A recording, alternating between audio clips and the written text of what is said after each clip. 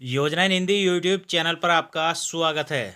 अगर आप उत्तर प्रदेश सरकार के द्वारा दी जाने वाली विधवा वृद्धा और विकलांग पेंशन का लाभ लेते हैं तो आपकी पेंशन आ गई है।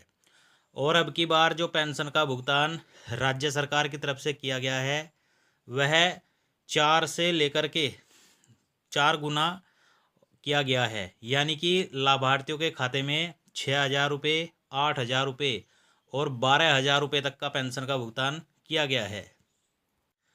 जी हाँ साथियों, पेंशन का भुगतान किया गया है जिसमें जनवरी, फरवरी, मार्च महीने की पेंशन का भुगतान राज्य सरकार की तरफ से किया गया है और 4 गुना तक का यह पेंशन का भुगतान किया गया है, जिसमें 6,000 रुपये और 8,000 रुपये और 12,000 रुपये का पेंशन का भुगतान किया गया है। और यह पेंशन का भुगतान क्वीन पेंशन लाभार्थियों को किया गया है।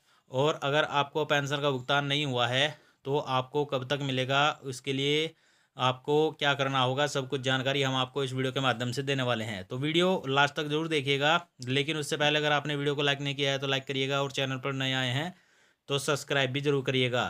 उत्तर प्रदेश सरकार के द्वारा हर महीने 1,000 रुपये की पेंशन दी जाती है, यह तो आप जानते ही हैं। और पेंशन का जो भुगतान है वह 3 महीने में किया जाता है।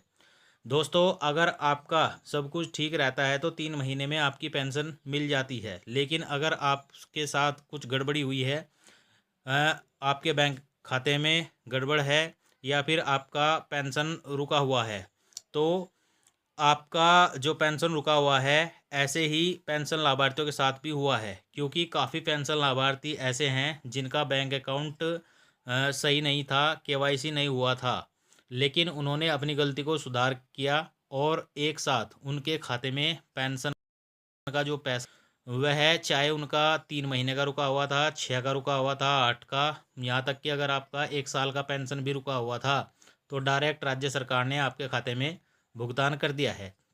देखिए, कुछ कमेंट हमें ऐसे आते हैं और आप भी करते हैं कि हमारा पेंशन नहीं आ रहा है, 1 साल हो गया, 6 महीने हो गया, 8 महीने हो गया। तो इसके लिए आप खुद जिम्मेदार है।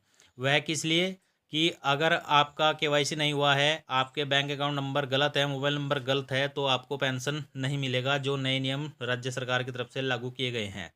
आप पेंशन पोर्टल पर जाकर अपनी पेंशन की लिस्ट चेक कर सकते हैं, देख सकते हैं कि आपको कितना पेंशन मिला है। और दोस्तों, हमने एक पिछला वीडियो बनाया था जिसमें आपको बताया था कि आप कैसे अपनी पेंशन चेक कर सकते हैं। अगर आप अपनी पेंशन चेक करना चाहते हैं तो आप उस वीडियो को देख करके अपनी पेंशन चेक कर सकते हैं।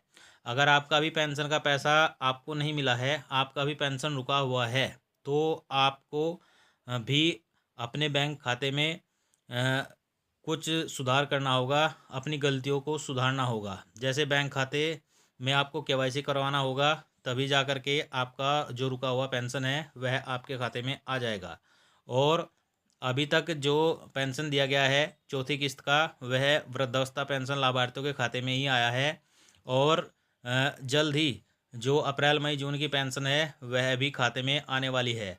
तो अगर आपको पेंशन नहीं मिला है और आपका 6,000 रुपये पेंशन रुका हुआ है, या फिर आपका 8,000 रुपये, 7,000 रुपये पेंशन रुका हुआ है, यहाँ तक कि अगर आपका पूरे 1 साल का पेंशन भी रुका हुआ है, तो आपको कुछ गलतियों में सुधार करना होगा, तभी जा कर के आपका पेंशन जो है वह आपके खाते में आएगा, नहीं तो आपको पेंशन नहीं मिलेगा।